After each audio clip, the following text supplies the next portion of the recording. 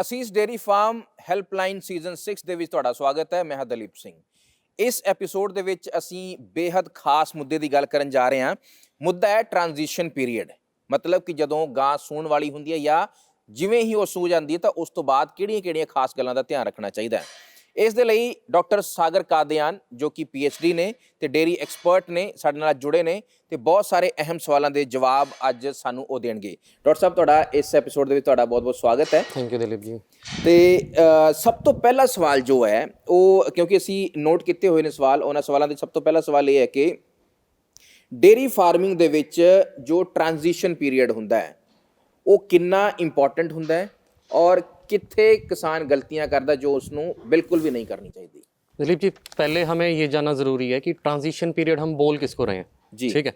तो जैसे कि वर्ड है ट्रांजिशन, तो ट्रांजिशन का मतलब किसी एक फेज से दूसरे फेज में जाना जी। जैसा आपने बताया कि आज हम ट्रांजिशन पीरियड के बारे में बात करेंगे। तो जब गाय ब्याने से 21 दिन पहले यानी कि काविंग से 21 दिन पहले और 21 दिन ब्याने के बाद के पीरियड को हम ट्रांजिशन पीरियड बोलते हैं, ठीक है। दूसरा आपका सवाल था कि इसकी इम्पोर्टेंस क्यों है इतनी ज़्यादा, तो उसके लिए आप मान के चलो एक गाय जो 40 से 45 दिन का ये फेज़ है जी, उस दौरान काफ़ी हार्मोनल, काफ़ी न्यूट्रिशनल, फिजियोलॉजिकल और मेटाबॉलिक स्ट्रेस से, चेंजेस से गुजरती है, ठीक है, जिसका सीधा असर उसकी नेक्स्ट लैक्टेशन पे पड़ेगा। अच्छा, ठीक है। यही नहीं, अगर हम अच्छा न्यूट्रिशन, अच्छा मैनेजमेंट अगर रखते हैं तो आप अपने फार्म का प्रोडक्शन 10 से 20% तक नेक्स्ट लैक्टेशन में बढ़ा सकते हो। अच्छा, इसके साथ साथ जितने भी मेटाबॉलिक डिसऑर्डर्स होने के रिस्क होता है, चांसेस होते हैं, वो भी आप मिनिमाइज कर सकते हो, ठीक है। तो इसलिए जो ट्रांजिशन पीरियड है उस दौरान आपको न्यूट्रिशनल एस्पेक्ट्स पे, मैनेजमेंटल एस्पेक्ट्स पे ज़्यादा ध्यान देना चाहिए जी। तो ये बड़ी ਜ਼ਰੂਰੀ ਗੱਲ ਇਹਨਾਂ ਨੇ ਕਹੀ ਹੈ ਕਿ ਤੁਹਾਨੂੰ ਜਿਹੜੇ ਗਾਂ ਸੂਣ ਤੋਂ ਪਹਿਲਾਂ ਵਾਲੇ ਦਿਨ ਔਰ ਬਾਅਦ ਵਾਲੇ ਦਿਨ ਬਹੁਤ ਜ਼ਰੂਰੀ ਹੁੰਦੇ ਨੇ। ਇਹ ਲੰਬੇ ਸਮੇਂ ਤੱਕ ਅਸਰ ਪਾ ਸਕਦੇ ਨੇ, ਪ੍ਰੋਡਕਸ਼ਨ ਤੋਂ ਲੈ ਕੇ ਪਸ਼ੂ ਦੀ ਸਿਹਤ ਤੱਕ ਵੀ। ਜੋ ਸਵਾਲ ਹੋਰ ਤੁਹਾਡੇ ਮਨ 'ਚ ਆਉਣਗੇ, ਕਿਉਂਕਿ ਅਸੀਂ ਇਸ ਨੂੰ ਹੈਲਪਲਾਈਨ ਇਸੇ ਕਰਕੇ ਨਾਮ ਦੇ ਰਹੇ ਹਾਂ ਕਿਉਂਕਿ ਇਹ ਜ਼ਰੂਰੀ ਹੈ ਕਿ ਜੋ ਕਿਸਾਨ, ਜੋ ਡੇਅਰੀ ਫਾਰਮਰ ਹੈ, ਉਸ ਦੇ ਮਨ 'ਚ ਜੋ ਸਵਾਲ ਨੇ ਹਰ ਥਾਂ ਤੋਂ ਸਵਾਲਾਂ ਦੇ ਜਵਾਬ ਨਹੀਂ ਲੈ ਸਕਦਾ। ਇਸ ਕਰਕੇ ਜੋ ਨੰਬਰ ਹੈ ਤੁਹਾਡੇ ਸਕਰੀਨ 'ਤੇ ਵੀ ਆ ਰਿਹਾ ਹੋਏਗਾ ਔਰ ਮੈਂ ਬੋਲ ਕੇ ਵੀ ਦੁਬਾਰਾ ਤੋਂ ਦੱਸ ਦੇਣਾ ਕਿ 86 990 37 369, ਇਸ ਨੰਬਰ 'ਤੇ ਤੁਸੀਂ ਮਿਸ ਕਾਲ ਕਰਕੇ, ਮੈਸੇਜ ਕਰਕੇ, WhatsApp ਕਰਕੇ ਜਿਸ ਤਰ੍ਹਾਂ ਵੀ ਤੁਹਾਡੇ ਸਵਾਲ ਹੋਣਗੇ ਉਹਨਾਂ ਸਵਾਲਾਂ ਦੇ ਜਵਾਬ ਤੁਹਾਨੂੰ ਮਿਲਣਗੇ। ਜੋ ਐਕਸਪਰਟ ਟੀਮ ਹੈਗੀ ਹੈ ਤੁਹਾਨੂੰ ਕੰਟੈਕਟ ਕਰੇਗੀ ਤੇ ਤੁਹਾਡੇ ਸਾਰੇ ਸਵਾਲਾਂ ਦਾ ਜਵਾਬ ਦੇਗੀ। ਹੁਣ ਅਗਲੇ ਸਵਾਲ ਵੱਲ ਚੱਲੀਏ ਕਿਉਂਕਿ ਇਹ ਵੀ ਅਸੀਂ ਇੱਥੇ ਨੋਟ ਕੀਤਾ ਹੋਇਆ ਹੈ। ਡਾਕਟਰ ਸਾਹਿਬ, ਜਿਹੜਾ ਸਵਾਲ ਇਹ ਹੈ ਕਿ ਜੋ ਟ੍ਰਾਂਜੀਸ਼ਨ ਪੀਰੀਅਡ ਹੈ ਉਸ ਦੇ ਵਿੱਚ ਨਿਊਟ੍ਰੀਸ਼ਨ ਦਾ ਕਿੰਨਾ ਜ਼ਿਆਦਾ ਜ਼ਰੂਰੀ ਇਹ ਹੁੰਦਾ ਹੈ, ਕਿਉਂਕਿ ਇੱਥੇ ਜ਼ਰੂਰੀ ਇਹ ਹੈ ਕਿ ਜਦੋਂ ਕਲੋਜ਼ਅਪ ਪੀਰੀਅਡ ਹੁੰਦਾ ਯਾਨੀ ਜਦੋਂ ਗਾਂ ਸੂ ਜਾਂਦੀ ਹੈ ਜਾਂ ਉਸ ਤੋਂ ਪਹਿਲਾਂ ਨਿਊਟ੍ਰੀਸ਼ਨ ਜੋ ਅਸੀਂ ਦੇ ਰਹੇ ਹਾਂ ਉਹ ਕਿੰਨਾ ਜ਼ਰੂਰੀ ਹੈ, ਉਹ ਕਿੰਨਾ ਧਿਆਨ ਰੱਖਣ ਦੀ ਲੋੜ ਹੈ ਉਹਦੀ। न्यूट्रिशन पार्ट जो है ना वो ट्रांजिशन पीरियड की, या मैं कहूँ नेक्स्ट लैक्टेशन के लिए आप एक नींव रख रहे हो जी। सपोज करो एक मैराथन दौड़ने से पहले जो रनर है उसको ट्रेन होना पड़ता है, उसको 5-6 महीने, साल लगाना पड़ता है, उसके अपने न्यूट्रिशन का ध्यान रखना पड़ता है, वो मैनेजमेंटल एस्पेक्ट्स देखने पड़ते हैं उसको, ठीक है, अपनी टाइमिंग मैच करनी पड़ती है। इसी तरीके से हमें एक गाय से आगे आने वाले 300 दिन रोज़ एक मैराथन करानी है, ठीक है। तो न्यूट्रिशन का बहुत ज़्यादा महत्व है उस पॉइंट ऑफ व्यू से। अगर मैं उदाहरण के तौर पे बात करूं तो ट्रांजिशन यानी कि काविंग से पहले क्लोजअप पीरियड के दौरान जो ड्राई मैटर इनटेक है वो हमें पशु का मॉनिटर करना है। लगभग 13 kg 12 kg आपको ड्राई मैटर अपने पशु को देना है उस टाइम पे। अच्छा। इसके अलावा अक्सर किसान भाई गलती करते हैं कि जो दाना है जब पशु दूध नहीं दे रहा है तो वो सोचते हैं कि अब दाना हमें इतना नहीं देना, कॉन्सेंट्रेट या फीड हमें इतनी नहीं देनी, ठीक है, जो कि बहुत गलत है। क्योंकि उस दौरान एक पशु को मेटाबोलाइजेबल प्रोटीन और मेटाबोलाइजेबल एनर्जी चाहिए। लगभग 1200 ग्राम एक पशु को पर डे मेटाबोलाइजेबल प्रोटीन जाना चाहिए। अच्छा, ठीक है। तो अगर आप कॉन्सेंट्रेट की ही क्वांटिटी को कम कर दोगे तो उसका सीधा असर 4 चीज़ों पे देखने को मिलेगा आपको। पहला प्रोडक्शन, दूसरा जो है जो यूट्राइन टोन है या यूट्राइन रिकवरी है वो लेट होगी। तीसरा जो आफ्टर काविंग पशु एकदम से वेट लॉस करने लग जाता है, वो वेट लॉस ज़्यादा होगा, नेगेटिव एनर्जी में ज़्यादा जाएगा पशु। चौथा और सबसे मोस्ट इम्पॉर्टेंट, जो पशु की इम्यूनिटी है वो काफ़ी वीक पड़ जाएगी। इसके अलावा न्यूट्रिशनल एस्पेक्ट्स पे जो हमें ध्यान देना चाहिए वो ये देना है कि ड्यूरिंग ट्रांजिशन यानी कि ब्याने से पहले हमें प्रोटीन रिच ग्रासेस नहीं देने। क्यों? ये पोटेशियम रिच हैं, ठीक है। इस टाइम पे हमें जो भी डाइट रखनी है वो पशु की एसिडिक रखनी है। इसलिए आप लोगों ने अगर सुना भी हो तो नौसादर हम ऐड करने के लिए बोलते हैं डिलीवरी से पहले। तो 100 ग्राम 80-100 ग्राम आप पशु की डाइट में नौसादर को ऐड करो जी। इसमें एक चीज का खास ध्यान देना है आपको, जब नौसादर आपने स्टार्ट करना है, लगभग आपने 21 दिन पे स्टार्ट कर देना है ब्याने से पहले। ब्याते ही पशु के नौसादर को बंद करना है। जब आपने नौसादर देना स्टार्ट किया है उसके हर 3 दिन के बाद आपने अपने गाय का, भैंस का जो यूरिन है, जो पेशाब है, उसका पीएच चेक करना है। अच्छा, वो आपको रिलेट करवाएगा कि आने वाले टाइम में इसका इनटेक कैसा रहेगा, इसमें मेटाबॉलिक रिस्क, मेटाबॉलिक डिसऑर्डर्स का रिस्क कितना ज्यादा है। तो आपको हर 3-4 दिन के बाद अपने जो गाय हैं उसका यूरिन। ਇੱਥੇ ਇੱਕ ਸਵਾਲ ਮੇਰਾ ਹੋਰ ਆ ਰਿਹਾ ਹੈ ਡਾਕਟਰ ਸਾਹਿਬ ਕਿ ਜੇ ਮੰਨ ਲਓ ਕਿ ਤੁਸੀਂ ਜਾਂ ਮੈਂ ਫਾਰਮਰ ਹੈਗੇ ਆ, ਅਸੀਂ 100 ਗਊਆਂ ਰੱਖੀਆਂ ਹੋਈਆਂ, ਸਾਨੂੰ ਥੋੜਾ ਜਿਹਾ ਇਨਸਾਈਟ ਹੋਏਗਾ ਕਿ ਕਿਸ ਤਰ੍ਹਾਂ ਅਸੀਂ ਇਹਨਾਂ ਨੂੰ ਸੰਭਾਲਣਾ, ਡਾਕਟਰ ਦੀ ਗੱਲ ਮੰਨਣੀ ਹੈ ਕਿ ਨਹੀਂ ਮੰਨਣੀ ਹੈ ਨਾ, ਕਿਉਂਕਿ ਸਾਨੂੰ ਇਸੇ ਵੱਡੇ ਸਕੇਲ ਤੇ ਦੇਖ ਰਹੇ ਹਾਂ। ਜਿਹੜਾ ਪਸ਼ੂ ਪਾਲਕ 7-8 ਗਊਆਂ ਰੱਖ ਰਿਹਾ, 5 ਗਊਆਂ ਰੱਖ ਰਿਹਾ, ਉਹ ਗਲਤੀ ਅਕਸਰ ਜੋ ਅਸੀਂ ਪਿੰਡਾਂ 'ਚ ਦੇਖਦੇ ਹਾਂ ਉਹੀ ਕਰਦੇ ਆ ਕਿ ਗਊ ਸੋ ਪਈ ਜੀ, ਬੱਚਾ ਦੇਤਾ ਉਹਨੇ, ਦੁੱਧ ਦੇ ਰਹੀ ਹੈ, ਚਲੋ ਜੀ ਡਾਊਨ ਕਰ ਦਿਓ, ਜੋ ਵੀ ਨਿਊਟ੍ਰੀਸ਼ਨ ਦੇ ਰਹੇ ਸੀ, ਜੋ ਵੀ ਚਾਰਾ ਦੇ ਰਹੇ ਸੀ, ਹੈ ਨਾ। ਇਹ ਛੋਟੀਆਂ-ਛੋਟੀਆਂ ਗਲਤੀਆਂ ਜਿਵੇਂ ਕਿ ਅਸੀਂ ਸਮਝ ਕੇ ਚੱਲੀਏ ਕਿ ਲੰਬੇ ਵਕਤ ਤੱਕ ਤੁਹਾਡੇ ਪਸ਼ੂ ਨੂੰ ਇੰਪੈਕਟ ਕਰਨਗੀਆਂ, ਤੁਹਾਡੀ ਜੇਬ ਨੂੰ ਤਾਂ ਇੰਪੈਕਟ ਕਰਨਗੀਆਂ। ਬਿਲਕੁਲ। ਤੇ ਇਸ ਦੇ ਨਾਲ ਜੁੜਿਆ ਸਵਾਲ ਇੱਕ ਹੋਰ ਵੀ ਹੈ ਕਿ ਜਦੋਂ ਪਸ਼ੂ ਨੂੰ ਤੁਸੀਂ ਨਿਊਟ੍ਰੀਸ਼ਨ ਦੇ ਰਹੇ ਹੋ, ਉਸ ਦਾ ਜੋ ਮਾਤਰਾ ਹੈ, ਉਹ ਸਾਰੀ ਚੀਜ਼ਾਂ ਜਿਹੜੀਆਂ ਨੇ ਉਹ ਐਕਸਪਰਟ ਦੇ ਥਰੂ ਹੀ ਜਾਣੀਆਂ ਚਾਹੀਦੀਆਂ ਨੇ। ਅਕਸਰ ਕੀ ਹੁੰਦਾ, ਜਿਵੇਂ ਮੈਂ ਪਹਿਲਾਂ ਵੀ ਅਕਸਰ ਕਹਿਣਾ ਹੁੰਦਾ ਕਿ ਮੈਨੂੰ ਪਤਾ ਹੈ ਜੀ, ਮੈਂ ਕਿਸਾਨ ਆ, ਤੁਸੀਂ ਕੌਣ ਹੁੰਦੇ ਦੱਸਣ ਵਾਲੇ, ਹੈ ਨਾ। ਪਰ ਅੱਜ ਸਮਾਂ ਔਰ এনवायरमेंट, ਖਾਣ ਪੀਣ ਦਾ ਤਰੀਕਾ ਸਭ ਕੁਝ ਬਦਲ ਚੁੱਕਾ ਹੈ, ਤਾਂ डॉक्टर कितना इंपॉर्टेंट हो जाता है इससे आगे न्यूट्रिशन के लिए। इस दौरान अगर आप देखोगे भी हमारे पिछले कुछ एपिसोड्स भी रहे हैं आशीष फार्म सर्विसेज के ऊपर जी, तो उसमें भी हमने फार्मर को जागरूक करने का काम करा है, ठीक है। हमने जा के कैंप लगाए हैं, उनको जागरूक किया है कि ट्रांजिशन पीरियड के दौरान आपको क्या न्यूट्रिशन देना है। अगर आप साइलेज दे रहे हो तो कितना साइलेज देना है, हरा चारा दे रहे हो तो कौन सा हरा चारा देना है और कितनी मात्रा में देना है, तूड़ी कितनी होनी चाहिए, उसके साथ अगर आप दाना यूज कर रहे हो, कॉन्सेंट्रेट यूज कर रहे हो, तो वो कितने फैट का, कितने ऑयल का होना चाहिए, कितना प्रोटीन उससे जाना चाहिए पशु को, ताकि जो उसकी स्वास्थ्य है वो आने वाले टाइम में खराब ना हो जी। डॉक्टर साहब एक सवाल होर भी मन च आंदा है कि ਅਸੀਂ ਜਦੋਂ ਪਸ਼ੂ ਦੇ ਨਿਊਟ੍ਰੀਸ਼ਨ ਦੀ ਗੱਲ ਕਰਦੇ ਹਾਂ, ਤੂੜੀ ਹੋ ਗਈ, ਹੋਰ ਚਾਰਾ ਹੋ ਗਿਆ, ਸਾਈਲੇਜ ਹੋ ਗਿਆ, ਇੱਥੇ ਤੱਕ ਮੋਟੀ ਗੱਲ ਹੋ ਜਾਂਦੀ ਹੈ। ਇਸ ਤੋਂ ਅੱਗੇ ਵੱਧ ਕੇ ਵੀ ਕੋਈ ਗੱਲ ਹੈ न्यूट्रिशन ਦੇ एंगल ਤੋਂ? बिल्कुल, मतलब साइंस भी और प्रैक्टिकली भी फार्म्स पे भी देखा गया, और फार्म्स पे रिसर्च भी काफ़ी हुई इस चीज़ को लेके कि अक्सर हम पहले सिर्फ ड्राई मैटर की बात करते थे, एनर्जी की बात करते हैं, प्रोटीन की बात करते हैं, बट इसके अलावा मिनरल्स का, विटामिन्स का एक अलग योगदान है, जिनमें नियासिन, क्रोमियम, ये बहुत ही महत्वपूर्ण है। इसके अलावा जब भी आप टीएमआर बैलेंसिंग कर रहे हो तो मीथियोनिन और लाइसिन का रेशो आपको मेंटेन करना है। वो केवल आपके आने वाले टाइम में मिल्क प्रोडक्शन पे ही असर नहीं डालेगा, उसकी जो मिल्क क्वालिटी है, जो कंपोजिशन है मिल्क की, उसको इम्प्रूव करता है। साथ के साथ जो गाय हैं उनके इनटेक में मदद करता है। अच्छा, इसके अलावा जो गाय की इम्यूनिटी है उसको ਹੈਲਪ ਕਰਤਾ ਹੈ ਬੂਸਟ ਕਰਨੇ ਕੇ ਲਈ। ਅੱਛਾ ਡਾਕਟਰ ਸਾਹਿਬ, ਜਿਵੇਂ ਇੱਕ ਬੜਾ ਲੇਮੈਨ ਸਵਾਲ ਹੈਗਾ, ਹੁਣ ਅਸੀਂ ਗੱਲਬਾਤ ਕਰ ਰਹੇ ਹਾਂ, ਜਿਹੜਾ ਦਰਸ਼ਕ ਸਾਨੂੰ ਸੁਣ ਰਿਹਾ ਹੈ ਉਹ ਕਹੇਗਾ ਕਿ ਅਸੀਸ ਫੀਡ ਵਾਲਿਆਂ ਨੇ ਹੈਲਪਲਾਈਨ ਦਾ ਪ੍ਰੋਗਰਾਮ ਬਣਾਇਆ, ਸਾਰਾ ਕੁਝ ਬਣਾਇਆ, ਸਾਰੀ ਗੱਲਾਂ ਤਾਂ ਠੀਕ ਨੇ, ਇਹ ਫੀਡ ਵੇਚਦੇ ਹੋਣੇ ਜਾਂ ਫੀਡ ਲੋਕਾਂ ਤੱਕ ਪਹੁੰਚਾਉਂਦੇ ਹੋਣਗੇ, ਜੋ ਵੀ ਇਹਨਾਂ ਦੀ ਐਕਸਪਰਟੀਜ਼ ਹੈਗੀ ਹੈ। ਜਿਹੜੇ ਤੁਸੀਂ ਫੀਡ ਤੋਂ ਪਰੇ ਹੋ ਕੇ ਗੱਲ ਕੀਤੀ ਹੈ, ਆਪਣਾ ਸਪਲੀਮੈਂਟਸ ਦੀ ਗੱਲ ਕੀਤੀ ਹੈ, ਸਾਰਾ ਕੁਝ ਕੀਤਾ ਹੈ, ਦੱਸਿਆ ਹੈ, ਇਹ ਸਾਰਾ ਕੁਝ ਅਸੀਸ ਦੇ ਕੋਲ ਅਵੇਲੇਬਲ है? बिल्कुल, ये सारी फैसिलिटी टीम गाइड भी करेगी, टीम गाइड करेगी, इवन उस फार्म पे जाएगी, चाहे वो 1 पशु का फार्म हो, चाहे वो 100 पशु का फार्म। अच्छा, ठीक है।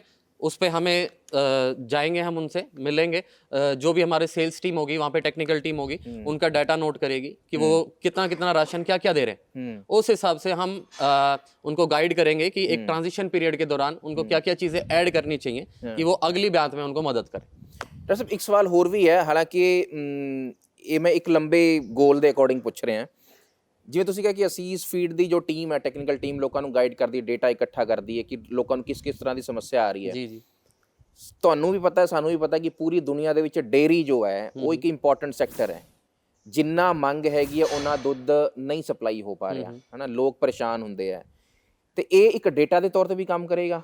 ਅਸੀਸ ਜੋ ਡੇਟਾ ਇਕੱਠਾ ਕਰ ਰਿਹਾ ਗਵਰਨਮੈਂਟ ਨਾਲ ਵੀ ਸਾਂਝਾ ਕਰੇਗਾ ਕਿ ਲੋਕਾਂ ਨੂੰ ਆਹ ਸਮੱਸਿਆਵਾਂ ਆਉਂਦੀਆਂ ਗਰਾਊਂਡ ਤੇ, ਇਹ ਦਿੱਕਤਾਂ ਹੈਗੀਆਂ ਹਨਾ, ਚਾਹੇ ਉਹ ਬਿਮਾਰੀ ਦਾ ਹੋਵੇ ਚਾਹੇ ਉਹ ਨਿਊਟ੍ਰੀਸ਼ਨ ਦਾ ਹੋਵੇ, ਸਾਰੇ ਪਾਸੇ। ਤੇ ਇਹ ਲੌਂਗ ਟਰਮ ਨੂੰ ਕਿਵੇਂ ਦੇਖਦੇ ਹੋ ਤੁਸੀਂ?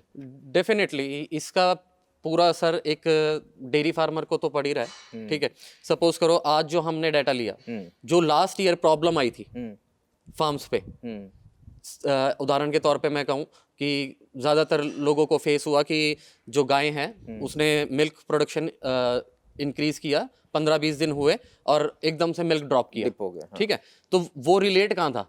जो हमने मेटाबोलाइजेबल प्रोटीन से बात करी, मेटाबोलाइजेबल एनर्जी की बात करी ट्रांजिशन के दौरान या काविंग से पहले, अगर हम वो मीट आउट कर रहे हैं तो इस टाइप के जो रिस्क हैं उसको हम मिनिमाइज करेंगे। प्लस डेयरी फार्मिंग में एक ज़्यादा बड़ा योगदान मैं कहूँगा कि हम इस चीज़ के हिसाब से कंट्रीब्यूट करेंगे। ਬਿਲਕੁਲ। ਇੱਕ ਜਦੋਂ ਅਸੀਂ ਪਸ਼ੂ ਦੇ ਟ੍ਰਾਂਜੀਸ਼ਨ ਪੀਰੀਅਡ ਦੀ ਗੱਲ ਕਰ ਰਹੇ ਹਾਂ, ਉਸ ਸਮੇਂ ਵਾਤਾਵਰਣ ਕਿਸ ਤਰ੍ਹਾਂ ਦਾ ਹੋਣਾ ਚਾਹੀਦਾ ਹੈ?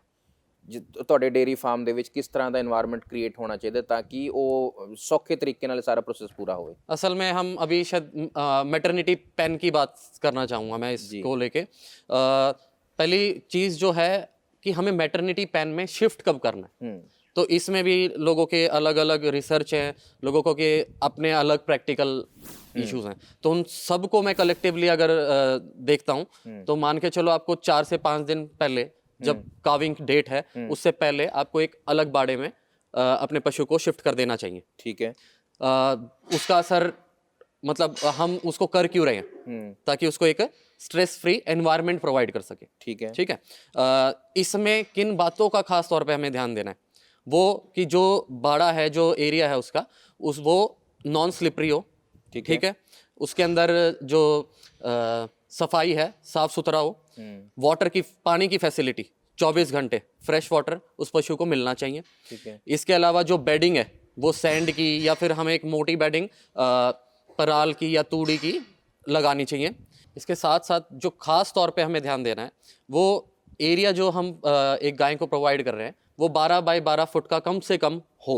अच्छा। ताकि जो उसकी मूवमेंट है वो इजीली हो सके, वो इजीली बैठ सके, उठ सके, घूम सके। अच्छा। इसके साथ साथ कभी भी अगर कोई एग्रेसिव एनिमल है तो आप उस बाड़े में उसको शिफ्ट मत करो, कोशिश करो कि उसको अलग सेपरेट पैन प्रोवाइड करो।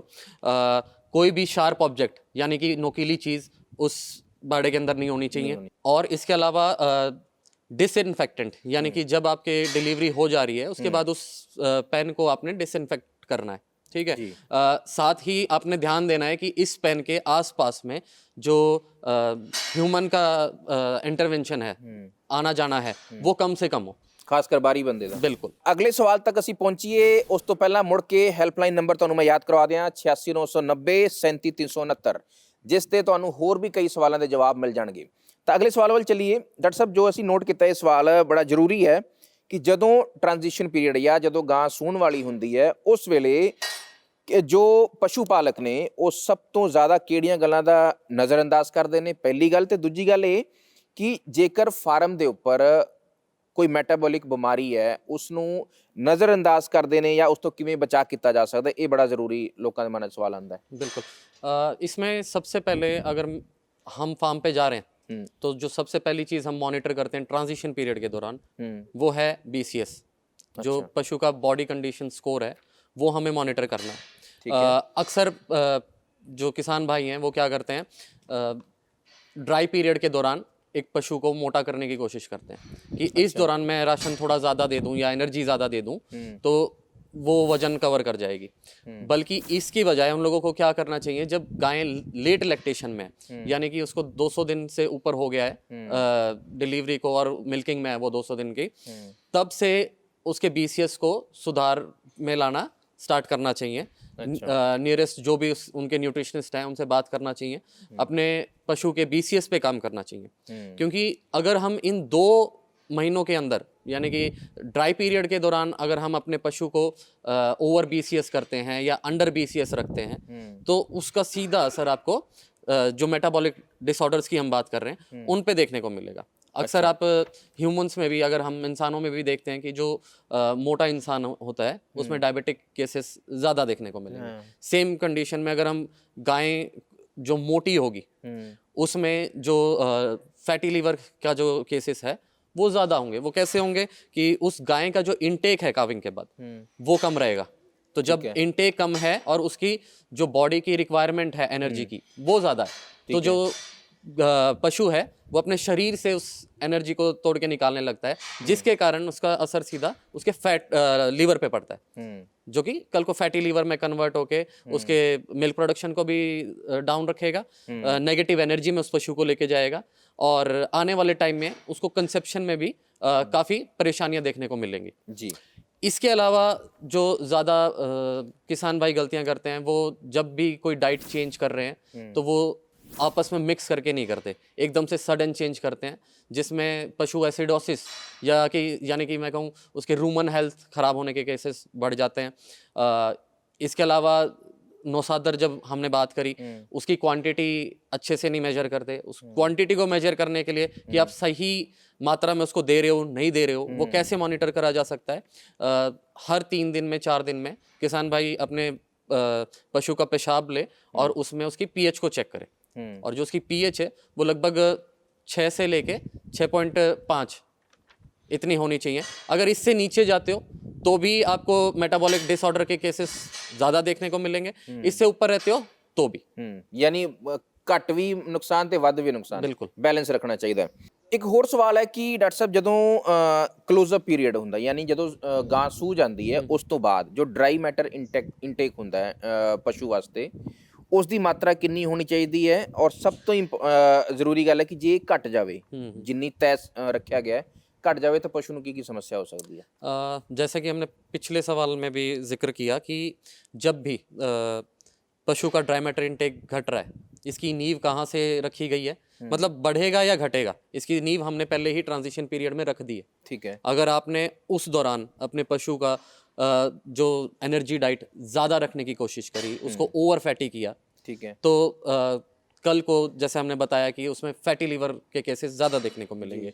उस पशु का ऑटोमेटिकली ड्राई मैटर इनटेक है वो कम होगा। ड्राई मैटर इनटेक अगर कम होगा, उसकी रिक्वायरमेंट ज़्यादा थी, ठीक है, और वो पशु को नहीं मिल रही, तो वो एनर्जी नेगेटिव एनर्जी में जाने लगेगी, कंसेप्शन में दिक्कत आएगी जैसे हमने बताया। अच्छा। तो इन सब को अगर आपने प्रोटेक्ट करना है तो वो ड्यूरिंग ट्रांजिशन पीरियड ही करना है। तो पहले तो अपने गाय का आपने BCS उन 60 दिनों के अंदर 45 दिनों के अंदर एकदम से नहीं बढ़ाना, उसको ना तो ओवर फैटी करना है और ना अंडर कंडीशन रखना है, ठीक है। इसके अलावा अगर आप अपने न्यूट्रिशनिस्ट से मिलके उसकी राशन बैलेंसिंग करवाते हो, उसके विटामिन्स और मिनरल्स पे फोकस करते हो, उसके अमाइनो एसिड बैलेंसिंग पे फोकस करते हो, तो इस प्रकार के रिस्क को आप लगभग 70 से 80% तक कम कर सकते हो जी, ठीक है।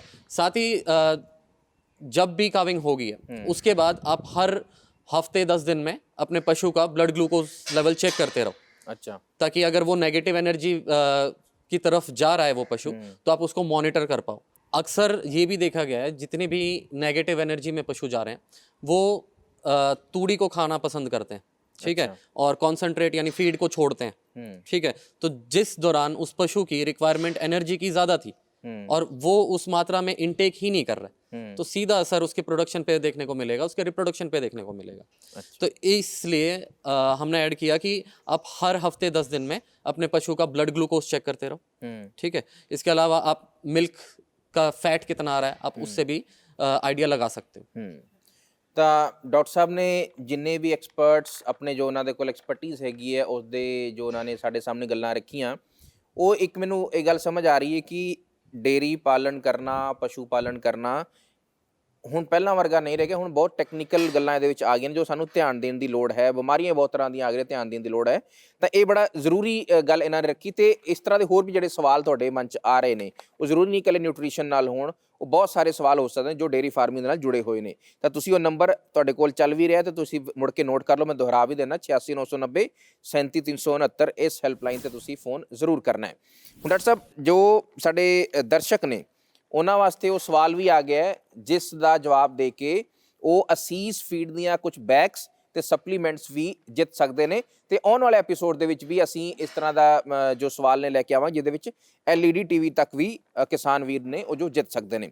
ਤਾਂ ਇਸ ਐਪੀਸੋਡ ਦਾ ਜੋ ਸਵਾਲ ਹੈ ਉਹ ਸਵਾਲ ਇਹ ਹੈ ਕਿ ਸੂਣ ਤੋਂ ਪਹਿਲਾਂ, ਧਿਆਨ ਨਾਲ ਦੇ ਦਿਓ ਕਿ ਸੂਣ ਤੋਂ ਪਹਿਲਾਂ ਗਾਂ ਨੂੰ ਠੀਕਰੀ ਨੌਸ਼ਾਦਰ ਕਿੰਨੀ ਮਾਤਰਾ 'ਚ ਦੇਣਾ ਚਾਹੀਦਾ ਹੈ।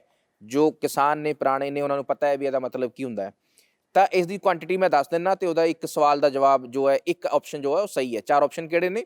ਉਹ ਹੈ 3 ਤੋਂ 50 ਗ੍ਰਾਮ ਡੇਲੀ, 50 ਤੋਂ 80 ਗ੍ਰਾਮ, 80 ਤੋਂ 100 ਗ੍ਰਾਮ ਜਾਂ 100 ਤੋਂ 130 ਗ੍ਰਾਮ।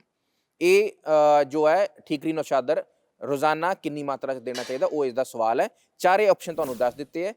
ਜੋ ਵੀ ਸਹੀ ਜਵਾਬ ਹੋਏਗਾ ਤੁਸੀਂ ਇਸ ਨੰਬਰ ਤੇ ਫੋਨ ਕਰਕੇ WhatsApp ਕਰਕੇ ਵੀ ਸਾਨੂੰ ਦੇ ਸਕਦੇ ਹੋ, ਆਪਣਾ ਨਾਮ ਪਤਾ ਲਿਖ ਕੇ 86 990 37 369। ਤਾਂ ਇਸ ਐਪੀਸੋਡ ਦੇ ਵਿੱਚ ਇੰਨਾ ਹੀ। ਤੁਹਾਡਾ ਸਾਰਿਆਂ ਦਾ ਬਹੁਤ ਬਹੁਤ ਧੰਨਵਾਦ।